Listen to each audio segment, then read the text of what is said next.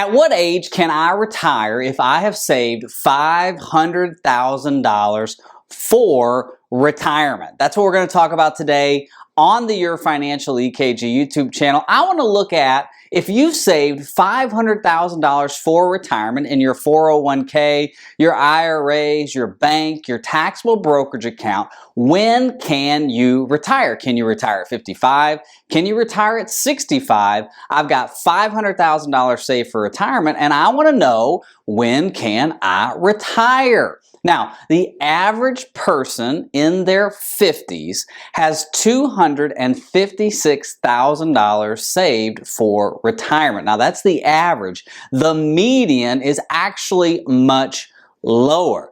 So, let's go double the average. Let's say you've got $500,000 saved for retirement, and let's say, what age can you retire? Well, the average individual today retires at age 66. Woo, 66.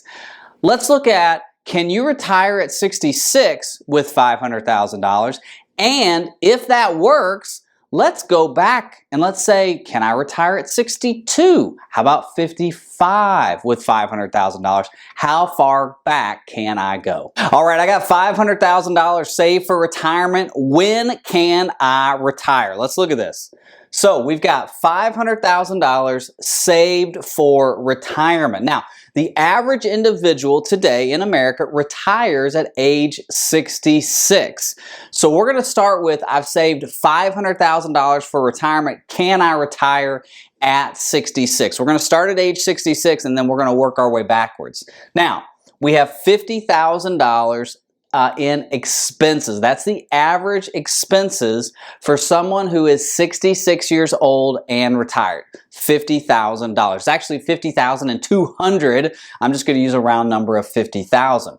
Now, for this person, Social Security at 62 would be $1,960, but they've been working until 66. So we're going to look at taking Social Security at 67, which is $2,800 per month. Now remember, if you take Social Security at 67, that's your full retirement age, you're going to get 100% of your full retirement benefit. If you take it early at 62, you're only going to get 70% of your full retirement benefit, and you can claim it anytime between 62 and 67. It's just a reduced benefit. At 67, you will get your full retirement benefit, and if you wait to 70, you get 124% of your full retirement benefit. Now, a little caveat here, this person is going to retire at 66, so we don't want to take Social Security early. We don't want to take Social Security while we're working. If you do that and you make over a certain amount of money, it's a very, very low amount, the government will tax you, so we don't want to do that. So we're retiring at 66. We have $500,000 saved for retirement. When can we retire? Well, let me grab my pen here and let's go through this. So let's do this in 10-year increments. Let's go 66 to 76 and see where our money is at that point. So we'll go 66 to 76, $500,000 saved for retirement. So on a monthly basis, that's $4,166 per month. Okay? We're going to go ahead and get our Social Security. So let's just say that we've got that Social Security turning on at 67. So that's $2,800 a month. So we've got expenses of $4,000, we've got Social Security of $2,800, which means we're going to need about $1,366 per month coming out of our $500,000 saved for retirement.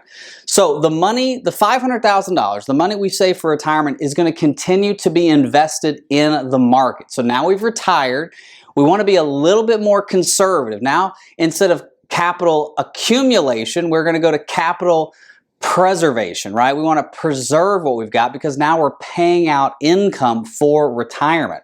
So this $1,366 is going to come out every month to help pay for our retirement expenses. But as you and I know, there is inflation.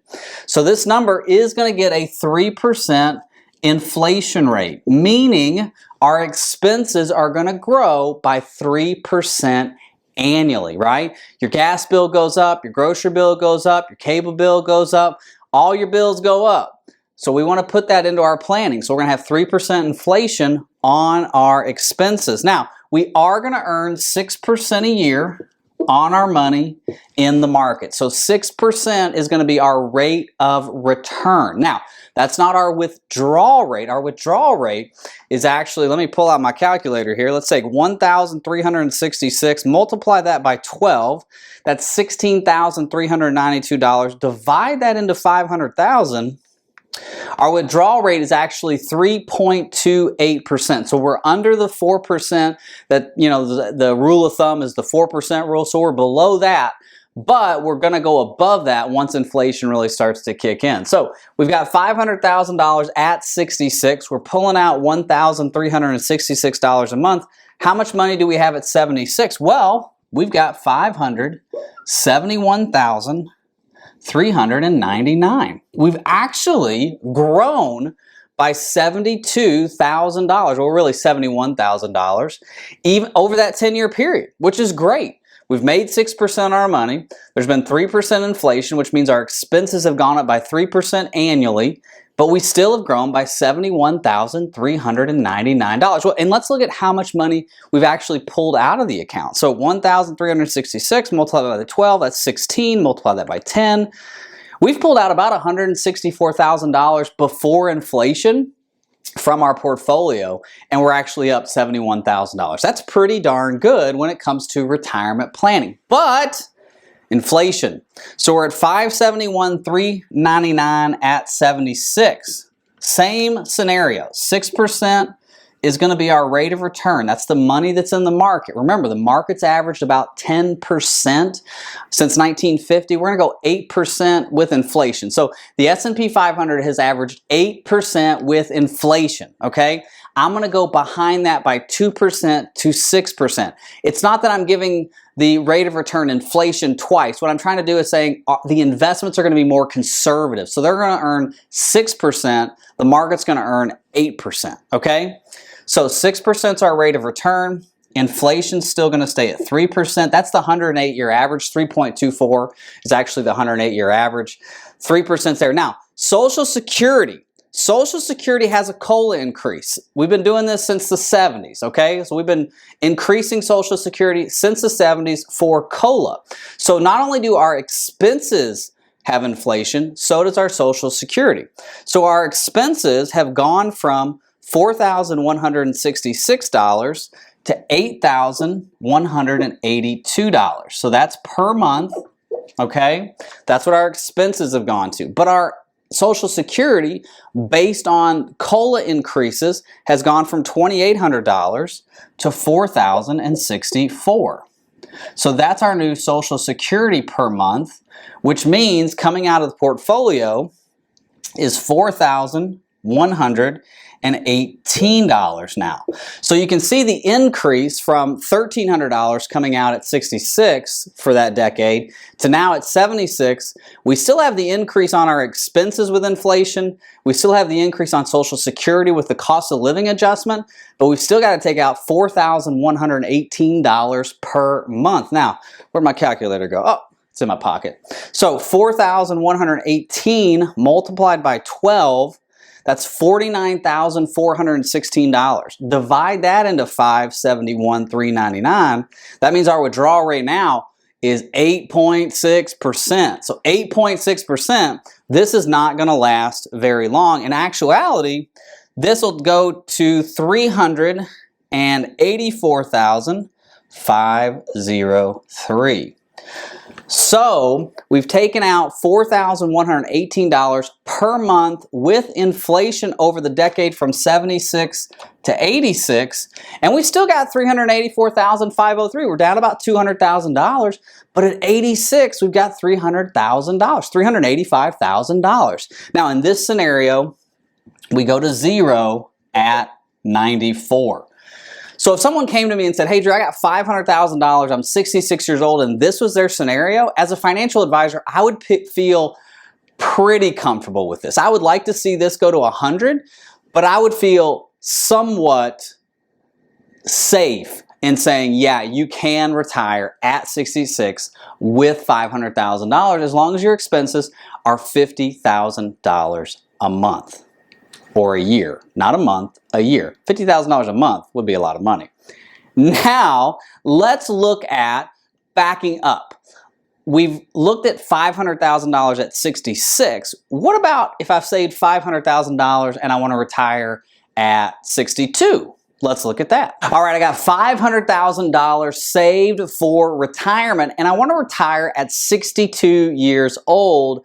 Can I do it? So if you remember the last session, we retired at 66 with $500,000 and that got us to age 94. So now we're going to back up and say, what about retiring at 62 when I'm first eligible for Social Security? Can I retire? So let's go over the fundamentals again. We've got $500,000 saved for retirement.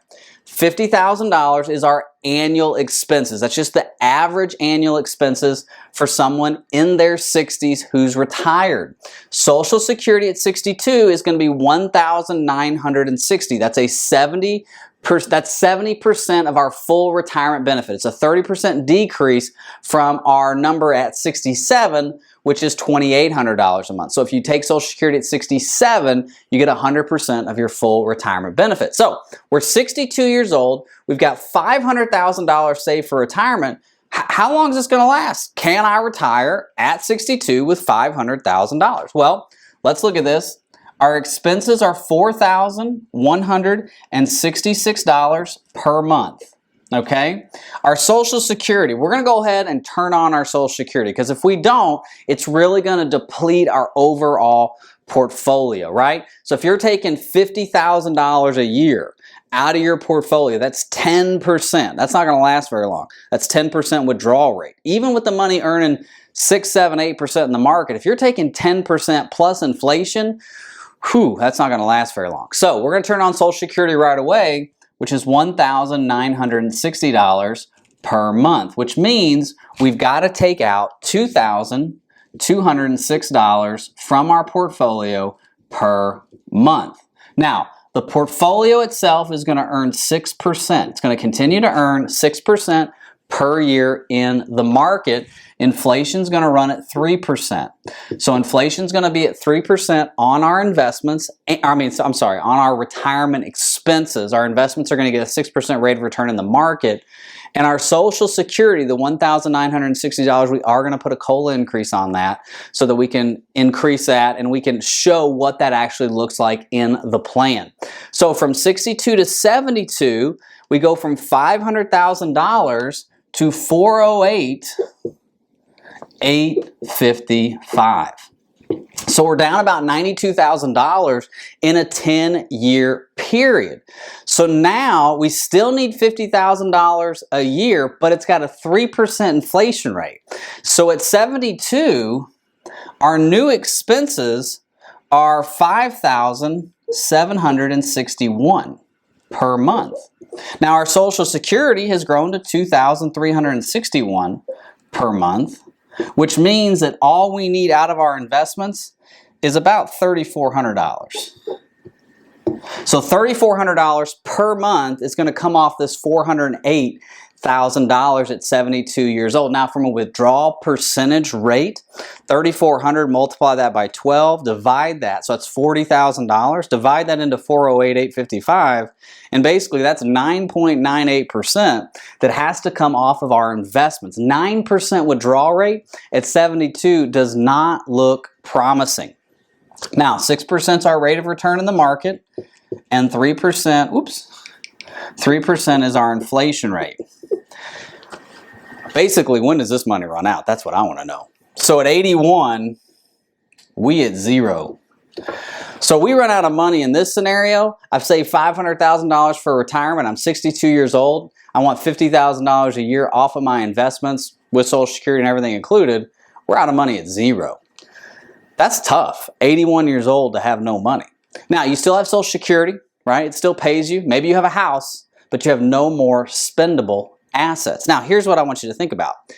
The expenses are $50,000 a year. That's the total expenses. That's the average expenses for someone in their 60s who retires. But what if you take your expenses down to $45,000? If you take your expenses down to $45,000, this money doesn't run out until age 87. And if you're able to take your expenses down to $40,000, this scenario works until age 95. Which that makes me feel a lot better as a financial advisor if I can get you to your late 80s and mid 90s. So if you're wanting to retire earlier and you have less amount of assets saved for retirement, you might have to adjust your expenses. You might have to work maybe a year or two longer. You might have to adjust when you take Social Security. There's ways that you can adjust yourself so you can retire early. Now, I can't sprinkle pixie dust on a retirement plan and say, yeah, it's going to work. But there are things that you can do to adjust yourself as needed. All right? So I hope this has helped. God bless. Bye-bye.